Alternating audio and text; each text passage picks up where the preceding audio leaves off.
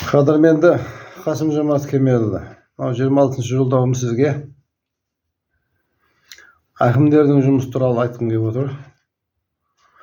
Жақында ғана Шымкент қаласына келіп кеттіңіз. Бұл келісіңіз бір сүреңсіз келіп кету болды. Оның сүреңсіз болып жатқанына әкімдер кінәлі ғой. Әкімдер жұмыс істеп жатса, жұмыс орындарын ашып жатса, халықпен бірігіп жұмыс жасап жатса, нұр үстіне нұр болар еді, олай болмай шықты өкінішке орай.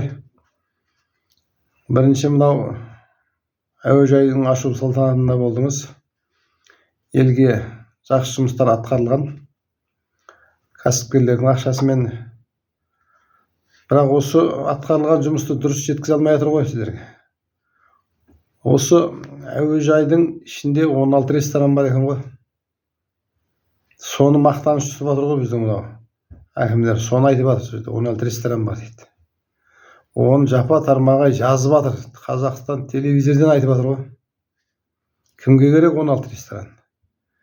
Біздің Шымкентте бір 10 миллион халық бар ма, оған баратын?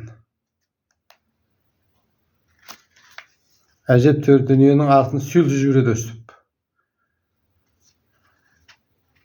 Екінші, парктерге бардыңыз. Сквер ашылды ана жерден. Басқа жұмыс көрсете алмайдылар парк пен скверден басқа. Үшінші,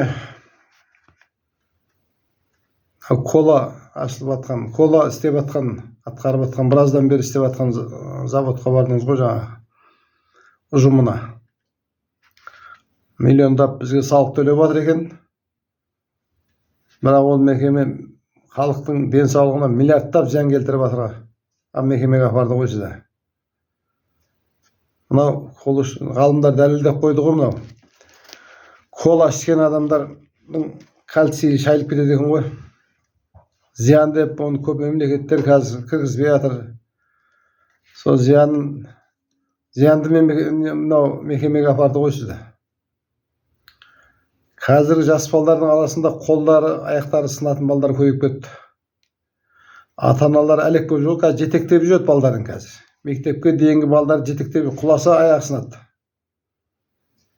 Осы коланың кесірінен. Ішіп қояды ғой балдар енді. Осындай мекемені ашуға бардыңыз. Осы сүреңсіз келу деген осы ғой. Өндіріс ошақтарын ашып жатса кәні. Мысалы, Шымкент қаласының әкімі жеңіл өнеркәсіпті дамытып жатса. Бізде Восход фабрикасы бар. 2000-3000 адамға дейін жұмыс істеген уақытысында. Мақтаарал, Шардара мынау өңірінде, Жетісай өңірінде мақта өндіріліп жатыр. 2000 теңгеден тоннасы. Мақтаарал мен шекарасы ар жағында 100 метр жерде, шекараның ар бетінде мақта пункттер бар Өзбекстанның. Олар 5000 теңгеден қабылдап жатыр ғой мақтаны. Қырғыздар қабылдап жатыр 5200-ден, 5300-ден. Бізде 2000 теңге тегін мақта ғой. Бізде 2 фабрика бар, жіп иіретін. Болған, жұмыс істеген. Оларда қаңталып тұр ғой, мақта жоқ. Мына мақтаны әкеліп, сол фабрикалар жұмысқа қосып, Восход фабрикасы киім тігіп жатса, ол жерге бір 2000-3000 адам жұмыс істеп жатса, осындай жерлерді ашып жатса, осындай жерге сізді апарып жатса жарасар ма еді? Бірінші, екінші. Мынау диірмендер бар бізде. Оңтүстікте, негізі Шымкентте бір 30-ға жуық диірмен бар, болған. Осы диірмендерге мысалы бидайды әкеліп, 27 миллион бидай бар дедіңіз ғой енді. Ауыл шаруашылық министріне барып, сол диірмендерді қосып, бір 20 шақты диірменді іске қосып, бір 500 адам жұмысқа орналастырып жатса, нан арзандап жатса, жарасатын еді ғой. Біздің Шымкентте нан қымбат, Өзбекстаннан. Өзбекстан бізден бидайды алады. Нан істейді, біздің наннан арзан ғой ақтан нан. Әкімдер жұмыс істемегесін сондай болар, нан қымбат. Сонан кейін Қасым-Жомарт Кемелұлы мынау әлеуметтік сала жағдай жақсы емес. Қайыршылар көбейіп кетті қазір. Бұрын жұмаға барғанда ғана тұратын еді қайыршылар.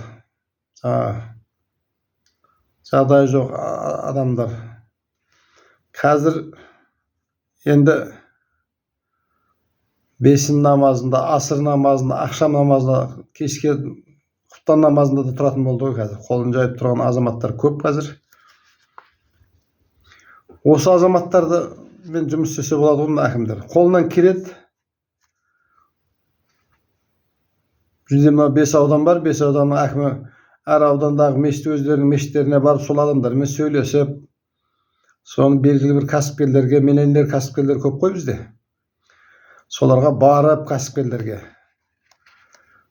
мына істеп жатқан жұмысына береке тілеп, не жәрдем керек деп, кейін осы мына бір семьяның жағдайы жоқ, осыны қарамағын алсаң дұрыс болар еді, жәрдем берсең болар еді десең, кез келген кәсіпкер отказ жасамайды ғой. Бір 500 қайыршы бар шығар қазір енді. Әр ауданға 100 адамнан кәсіпкерлер көп қой бізде. Ел аманатын арқылап жүрген кәсіпкерлер көп Шымкентте. Ең болмағанда мынау тойханалар бар ғой бізде. Үлкен тойханалар бар, 100 бар шығар енді. Ресторандар бар. Солардың бәріне кіріп, өтініш бір адамға жұмыс орнын сұрап соларға, осыған жәрдем бер десе, оларға жағдай істеп жатыр ғой үкімет. Соларына айтып, не жәрдем керек деп. Мысалы, сол тойханалардың құны қазір 500 миллион теңге болмағаны. Төлейтін мүлік салығы тиын ғой. Осындай жеңілдік қылып жатыр сендерге.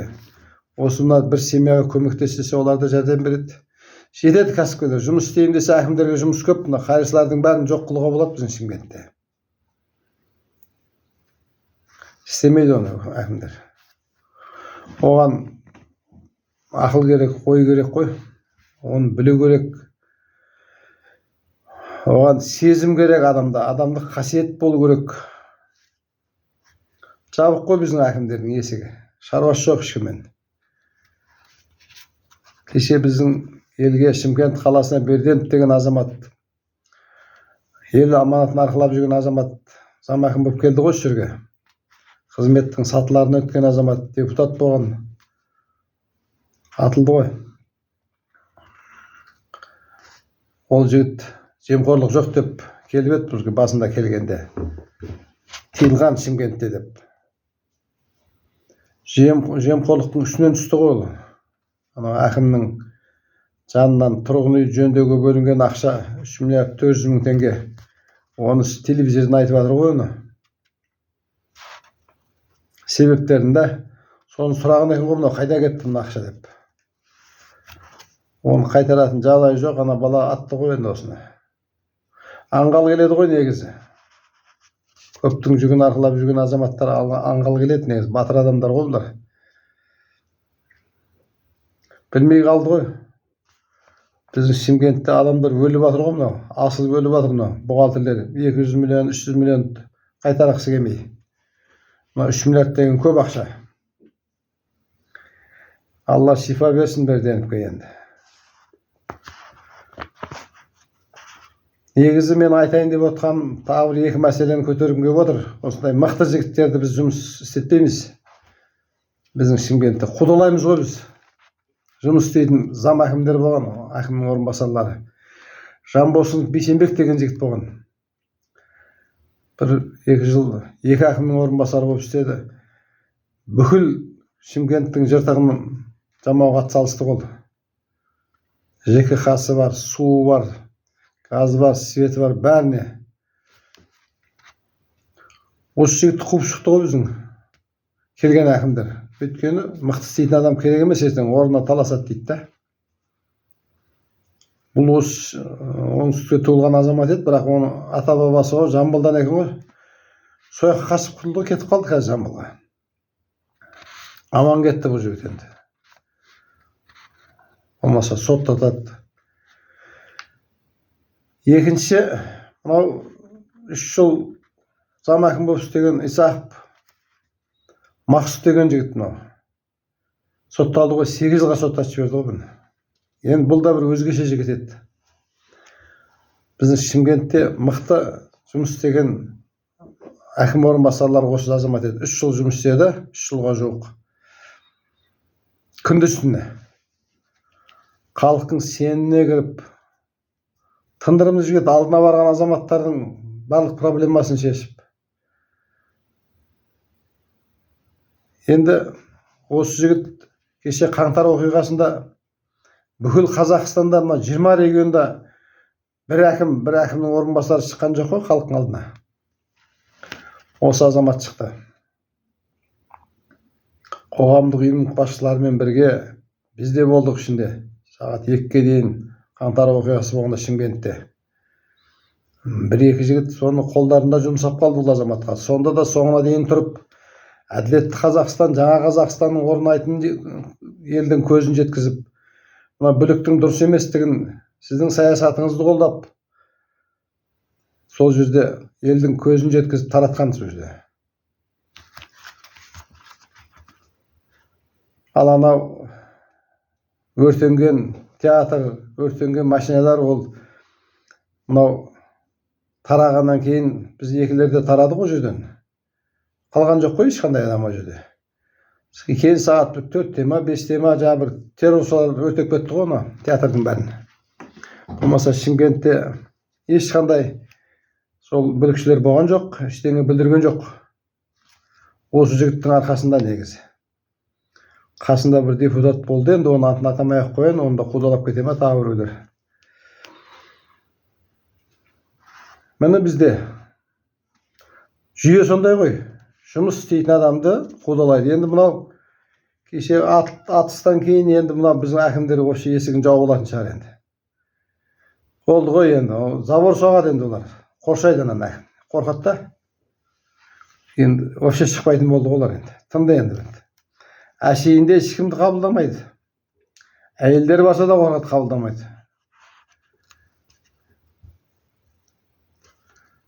Міне біздің жүйе, сондай жүйе. Әкімдер туралы айтып жатыр, мына Берік Уәли деген жігітті Абай облысына апардыңыз ғой. Енді дұрыс азамат. Жүрген жерінде тындырымды жұмыстарын атқарды. Бір сыдырға. Бірақ кино маманы ғой ол. Бізге келді ғой кино маманы. Қоянбаев деген келді ғой. Әкім көмекшісі болып келді ғой. Советник болып келді ғой.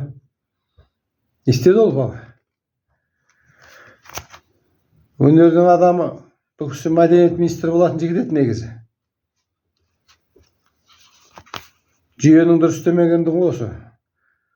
Сол сіздің алдыңызға адамдар барып айтқан шығар осы. Бізде жесілдер бар, ұрышылдар бар. Айтқан істеп апардыңыз ғой сөзіге. Бұл Берік Уәлиге уже қастандық істелді ғой. Біліп атсыз ба оны?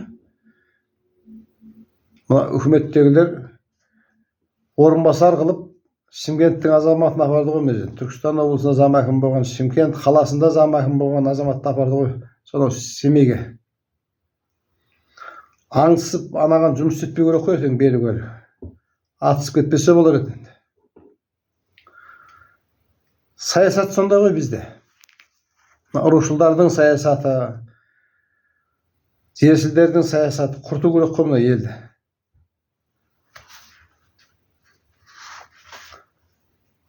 Болмаса мықты әкім болатын азаматтар бар ғой. Нұртай Сабилянов деген жігіт бар, сол ауылдың жігіті ғой енді. Мыңдаған адамға жұмыс істеп жатқан бизнесмен, ауыл шаруашылығының маманы. Ақса болады ғой мысалы. Мысалы, Еділ Жаңбыршин деген жігіт бар. Атырауға жіберсеңіз әкім болып. Мінезді жігіт, білімді жігіт. Ана бетімен кеткен инвесторлардың тәртіпке шақырады еді мына жігіт. Әкім қойсаңыз. Мұхтар Құлмахамбет деген жігіт бар. Қызылорданың қолы жетпей отыр. Баяғы вертолеттен құлаған әкім ғой бұл. Алла Құдай аман ақ қалды ғой. Алла өмір берсін. Біздің оңтүстікте Али Бектаев деген жігіт бар мынау. Ол да Қазығұрт ауданының жігіті.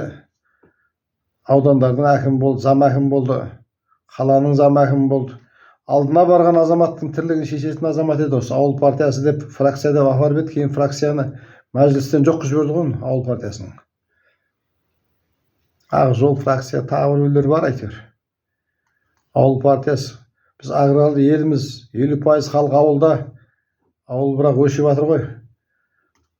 Ауыл партиясын жоққа жіберді мәжілістен. Жаңа Нұртай Сабильянов та мықты азамат. Мынау мәжілістің төрағасы отыр, Ерлан Қошанов деген азамат. Қарағандының қолы жетпей отыр ғой, азғантай уақыт Қарағандыда әкім болды азамат. Қазақтың тілін жолға қойды бірінші, әкім болғаннан бастап. Халықтың жағдайын істеді. Қол жетпей отыр ғой бүкіл Қарағандының. Мәжілістің төрағасы енді. Мысалы, әкім болатын азамат Бауыржан Оспанов деген мына Жетісудың жігіті бар. Қаншама мыңдаған адамдарға жұмыс беріп отыр, шаруаларды қолдап отыр бұл азамат. Асхат Аймағамбетов деген жігіт те мына министр болды. Мұғалімдердің мәртебесін көтерген азамат. Бағдат Мусин деген жігіт. Ең жас министр. Ол туралы айтқан бұлар туралы мен. Бұның алдындағы роликтерді қараңыз енді. Жұмыс істейтін, елмен араласып жұмыс істейтін адамның бәрін мәжіліске депутат апарып тығып қойдыңыздар. Ал мынау елге келіп жатқан әкімдердің мазасы жоқ енді. Жаңа ғой біздің Шымкент қаласының әкімі істейтін болса жұмыс көп.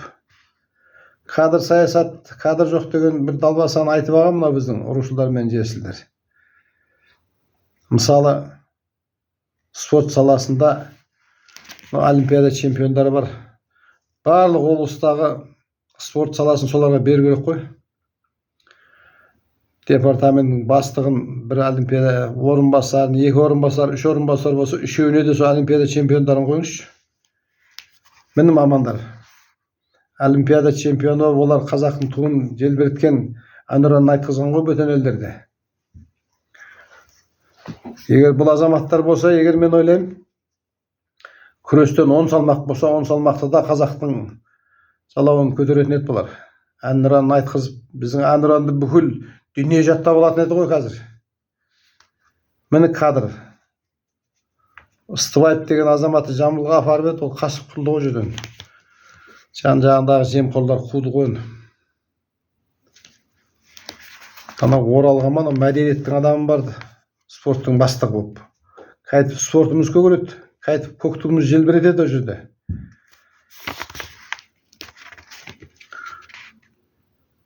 Әкімдер жұмыс істемейді, Қасым-Жомарт Кемел. Министрлеріңіз айттым ғой. Сізді халықпен екі орталығыңызды алшақтатып жіберді ғой бұлардың жұмыс істемегеннен кейін. Енді сенбеңіз ешкімге, Қасым-Жомарт Кемел. Министрге де, әкімге де. Мынау әкімдердің жұмысын жандандыру үшін мынандай тапсырмалар беріңіз. Әкімдерге тікелей тапсырма беріңіз, өзіңіз кірісіңіз, Алла сізге қуат берсін. Бірінші жұт келе жатыр Қасым-Жомарт Кемел. Енді Алмасбек жоқ оны айтатын. Мен мына Түркістан облысы Отырар ауданының азаматымын. Ауылға бардым, мынау Сырдарияның бойында тұрамыз ғой енді. Сиырлардың бәрі теңселіп тұр қазір. Бір тамшы жауын жауған жоқ биыл ауылда. Бүкіл Сырдария өңірінде Қызылордасы бар, Ақтау, Атырауды айтпай-ақ қояйық. Малдың қырылған көкесі биыл болады биыл, жұттың көкесі. Соған дайындалу керек жұртқа Қасым-Жомарт. Қазірден бастап, ертеңнен бастап Қасым-Жомарт Кемелұлы. Мен жаңа айттым ғой мынау диірмендер туралы. Ана Бейнеудегі диірмен бар баяғы анау. 400 тонна өңдейді екен. Астық терминалы. Құрама жем шығарады екен. Сондайдың біздің елде 30 шақтысы бар екен. Солардың бәріне мына бидайды беру керек қой. 27 миллион тонна бидай қайда? Неге істемейді осы бидайдың бәрі? Неге жем көбеймейді қазір? Осылардың бәрін ана бидайды бөліп берсін. Бидайды экспорт тоқтату керек. Етті де сыртқа шығармау керек енді. Ертең күзде ойбай жұт болды деп анау жем тасып шөп тасудың қажеті жоқ. Ол кезде өледі малдың бәрі уже. Қазірден бастау керек мынау. Мынау Атырауда да, Ақтауда да диірмендер бар, Қызылордада да бар, Шымкентте жаңа 20 шақсысы бар дедік. Осылардың бәріне мына әкімдер жұмыс істеу керек қой, бәрі бидай сұрау керек қой. Жем шығару керек, кебек болса да әйтеуір. Ертең малға талға жау болады. Басқа жол жоқ жұттың алынуы. Осы тапсырма беріңіз әкімдерге. Диірмендердің бәрін жұмысқа қосын, жұттың алдын алайық. Екінші, бұл ұқтап отыр ғой жаңа депутаттарымыздан бастап, министрлердің бәрі, әкімдердің бәрі ұйқы бас сөңкей. Семіріп алған жаңа. ГТО деген бар Қасым-Жомарт Кемелұлы. Оны білесіз. Еңбекке дайындық екен ғой. Және мына қорғанысқа дайындық екен ғой. Готовность к труду и обороне дейді. Осы ГТО нормасын енгізу керек ме? Мемлекеттік қызметтердің бәріне. Қимылдаса, кішкене көзін ашады, оянады, жан-жағына қарайды ғой, ұйықтап отпайды. Біз соғыс болады екен ғой бізде. Оны депутатымыз айтып жатыр, жақындап қалды деді ғой. Соғысқа дайындалу керек қой, қорғанысқа. Осы депутаттарға миллион теңгеден айлық беріп жатырмыз, солар алдына қою керек ертеңше. Алдыңғы шепке осылар бару керек қой. Армиядан қашып жатыр балдардың бәрі, өліп жатыр. Оны қорғайтын заң жоқ, заң шығармайды бұл депутаттар. Енді өздері бару керек қой. Мемлекеттік қызметтің бәрін міндеттеу керек Қасым-Жомарт Кемелұлы, мынау ГТО тапсырсын бәрі. 40 мың бізде армия бар. Кеше 40 мың армияның қаңтарда тышқан құсап інденге кіріп кеткенін көрдіңіз ғой өз көзіңізбен. Негізі елдің қауіпсіздігі өте нашар бізде. Ауыр жағдай, армия жоқ есебі. Екінші, ГТО тапсырсын барлық мемлекеттік қыздар. Сонда олар жұмыстар. Азаматтар да мемлекеттік қызметте істейтін азаматтар. Сонда олар қимылдайды кішкене, оянады, көз ашылады. Үшінші мәселе мынау бізді ит қауып жатыр ғой қазір. Депутатымыз айтып отыр оны. 32 мың адамды ит қауыпты ғой. Біреуін жеп қойыпты ғой же. Ит ату деген проблема болды ғой бұлар. Ит атпайды бұлар оны. Барлық аудандарда ит атуға ақша қаржы қаралған, бірақ оны бөліп алып отыр ғой бұлар. Атпайды қазір. Мынау біздің елде бір итті 15 күнге бағу керек екен, оказывается, оған 96 мың теңге ақша бөлінеді екен. 6500 теңгеден күніне. Итке тамақ беруіміз керек екен ғой. Ал бізде көп балалы аналарға 13 мың теңге 800 теңге береді екен ғой. Күніне 460 теңге береді екен. Итке 6500 теңге. Бұл итті атпаса болмайды. Қасым-Жомарт Кемелұлы. Ит құс көбейіп кетті ғой. Оны былай істесін де, мынау скотомагнит дегендер бар, әр ауылда, әр аудандарда бар енді. 3 миллионнан, 10 миллионнан сондай істедік қой уақытысында. Ақша бөлінді. Соған бір адам қойып қойсын да әкімдер. Болмаса өздері тұрсын. Итті апарып өткізейік сөзге.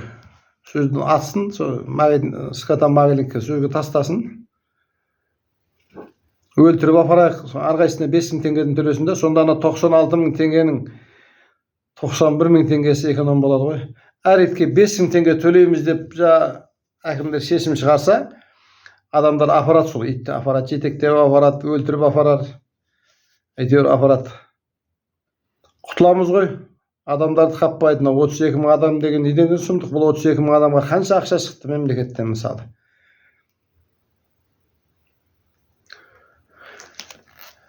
Ит атуды жолға қоюдың басқа жол жоқ қазір, болды. Бұл істемейді бұлар әкімдер, басқа оны.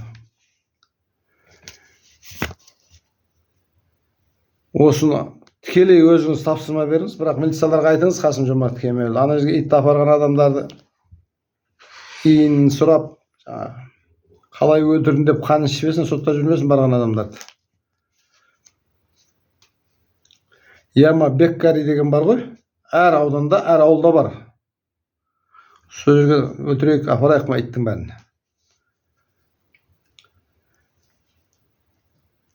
Біз төртінші мектеп асханасы деген бар. Бір мектепке тамақ беру деген бір проблема болды ғой.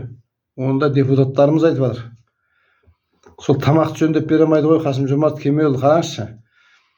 Оны бөлетін, сол ақшаны бөлетін мекемеде 10% қалады.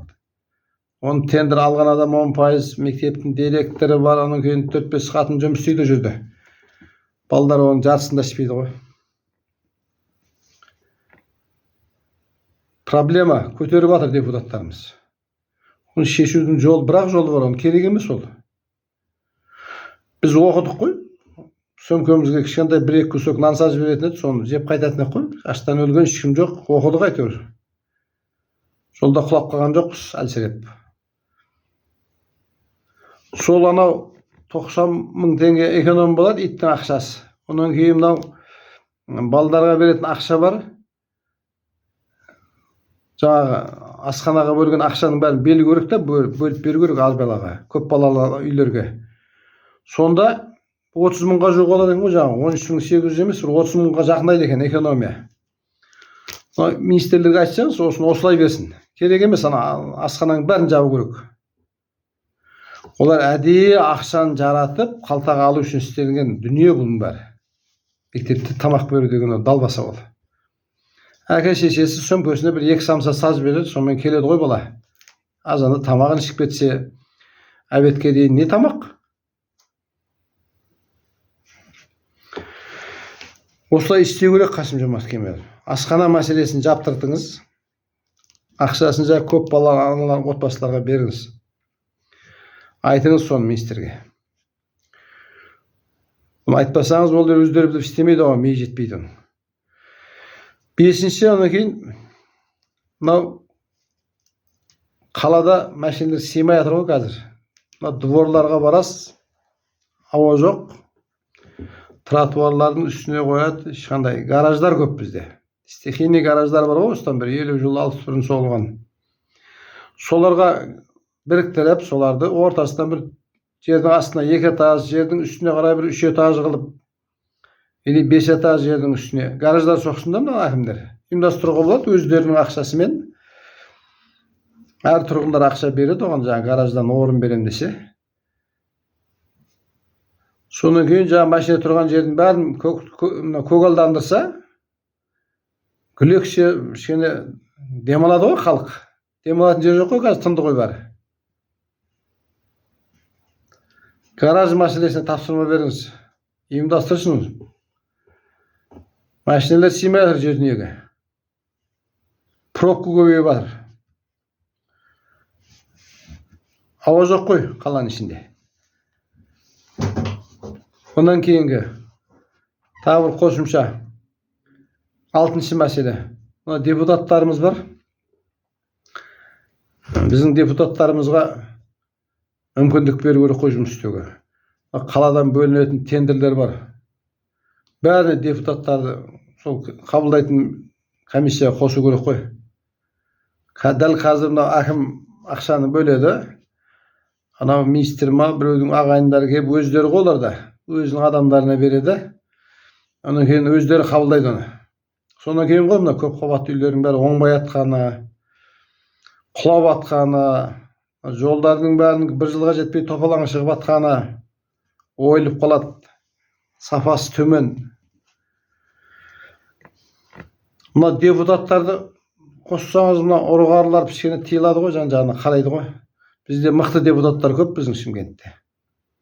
Елдің аманатын арқылап жүрген депутаттар бар. Тәртіпке келеді Қасым-Жомарт Кемелұлы. Комиссияға қосыңыз. Барлық тендерге. Мысалы, Абай ауданы істесе, Абай ауданының депутаты бар ғой, соны қосу керек. Ел үшін қызмет жасайды, олар ақы сұрамайды олар. Уақыт тауып барады ғой. Мен мынау әкімдерге жұмыс айтып жатырмын. Мынау бұлар жұмыс істесін. Басқа вариант жоқ қой, жол жоқ қой басқа. Айтпасаңыз істемейді. Мына Шымкент қаласында светофор көбейіп кетті мысалы біздің мынау Жиделбайсында көше бар ма, Ташкентский, мына Өзбекстанның машинасы, Ресейдің машинасы осы көшемен жүреді, түнелден былай қарай. Анау Бекжан базарына дейін 5 светофор қойып қойды ғой қазір. 50 метр сайын, 70 метр сайын светофор. Осы светофордан ақша көп қалады ғой деймін, осы ақша бөлінген мекемеге. Қолдан пробка создавать етіп жатыр ғой мыналар. Керек емес. Әкімдер негізі жаяу жүргізу керек оларға. Автобусқа мінсін білет сол кезде мына светофордың. Енді дұрыс емес қой мына тірліктер. Мысалы мынау түнелден кейін Гагарин көшесіне қойсын, онан кейін Бекжанда дұрыс қой сол. Жолда тағы 5 светофор қойып қойған қазір. Ала көшелерде машина жүрмейді. Бірақ біз тұруымыз керек та, соны 30 секундтай қойып қояды. Бір машина да өтпейді ғой кейде ана көшелерден. Азғантай кішкентай көшелер. Көлденең 5-6 көше бар, бәріне светофор қойып қойған. Пешеход деген бар мынау біздің Шымкентте. Анау пробка болғаннан кейін айтып жатырмын бұның бәрін. Жолға қоямын десе істейтін әкімдерге да Шымкент Конституциясының алдында пешеход қойып қойған, Кембабақ өтетін жерге. Бер жағында бір светофор, ар жағында 50 метр жерде светофор қойып, ортада пешеход қой. Не керегі бар? Тағы да мынау жаңа шаһар дейді бізде, Яңғы шаһар дейміз ғой. Ол жерде де мынау Европарма аптеканың қасында пешеход қойып қойған. Дәл сол жерде аспа көпір тұр, жолдың үстінен өту керек аспа көпірден. Аспа көпірдің қасына 30 метр жерде пешеход қойып қойған ғой. Міне пробка содан, жүйкесі содан жұқарып жатыр ма жүргізушілердің бәрінің. Әр жерге барып тұрасың. Осындай жұмыстарды ақтару керек, өздері біліп істеу керек, бірақ істемейді олар. Онан кейін 7-ші мәселе светофор, 8-ші мәселе төтенше жағдай деген бар бізде. Кешегі мынау су алып жатқан жерлерде мынау жол шайып кетеді ғой төтенше жай. Сол жолдың астына бір отвод жасап, жаңа су қашыртқыш істесе болады қазір. Көрді ғой былтыр. Биыл содан қорытынды шығарған жоқ. Қазір жол шайып жатыр. Бұл әкімдерге, ауданның әкімдеріне осы төтенше жағдай жариялаған жақсы ғой оларға. Екесі ақша бөлінеді әже төтенше жағдай. О, жол шайып кетті дейді, тынды дейтін әжер. Сонан кейін істемейді олар жаңағыдай. Су қашыртқыларын істемейді ғой. Мысалы, өртеніп жатқан жерде сондай, өртенген дұрыс оларға төтенше жағдай жариялайды. Көбірек қаржы бөлінеді жерде. Шегірткеде мысалы, шегірткенің бәрін өлтіріп тастамайды олар. Әдейі қалдырады жылда. 1-2 ауыл округті қалдырып қояды, келесі жылға тағы төтенше жағдай жариялайды. Жылда жарияланады төтенше жағдай. Болмаса шегірткемен күресуге болады ғой, қай жерде жатыр шегіртке. Білуге болады. Халықпен бірге жұмыстап, хронометр жасап, сөздің білген екен, сол жердің бәрін обработка жасаса болды. Жоқ. ЧС мәселесін майшамен қарау керек Қасым-Жомарт Кемелұлы. Елдің ақшасы ғой соның бәрі. Төтенше жағдай жариялауға бұлар әбден үйреніп алған соң. Жұмыс істемейді соны, жариялап, соны ақшаны жарататтан кейін. Қасым-Жомарт Кемелұлы онан кейін бір ең үлкен ауру бар. Біздің бүкіл Шымкент емес, бүкіл республикада. Мынау ішкі саясат деген мекеме бар. Сол қандай саясат? Ол ішкі саясат деген. Аппарат басшылары деген бар. Ротация деген істеп қойған ғой қазір. Сандалып жүрген әкімдер ауылдан ауылға 5 мың, 10 мың халқы бар ауылдар бар. Соның ішінен әкім болатын адам жоқ па? Ойбай бұлар 5 жыл істеп қойыпты мына жерде, ана басқа жерге барып істеу керек. Оған тағы бензин шығын, оған жататын жер бармайды олар жұмыс. Директорлар мектептің директоры, сапырылысып жүрген мектептің директоры. Теңселіп жүрген ротация. 150 адам, 200 адам бар мектептерде. 100 адам, соның ішінен директор болатын жоқ па сонда? Бұлардың аналар директор туған ба сонда оларды? Балабақшаның басшылары бар. Бір ауылдан бір ауылға сандалып жүрген. Қаншама. Ротация деген тоқтату керек. Ішкі саясат деген мекемені құрту керек Қасым-Жомарт. Қазақтығы осы бұл Желшилдердин урушуулардын мекемеси бул. Ишки саясат деген. Кандай саясат? Иште кандай саясат болушу мүмкүн? Осы әкімдердің жұмысына кедергі жасап отқан мекеме осылар. Әкім келет бір жақтан. Жұмыс істейтін адамдарды қоя алмайды, мына ішкі саясат отырып алған, мойнына мініп алады. Менің мынау 9 ұсынысым сізге, мысалы, қазір тікелей жұмыс істеңіз, осыны айтыңыз мына әкімдерге. Тікелей істемейді, сенбеңіз мына әкімдерге. Істесе осы уақытқа дейін отырды ғой осылар. Мен ауыл шаруашылығы маманы ретінде сізге айтып жатырмын. Тікелей тапсырма беріп, тікелей атқаныңыз. Енді сіздің әділетті Қазақстан және жаңа Қазақстан болуыңыз үшін тағы ұсыныс пікірлерім бар. Бұл келесі роликті қараңыз. Қасым Жомарт Кемелұлы 27-ші жолдауым.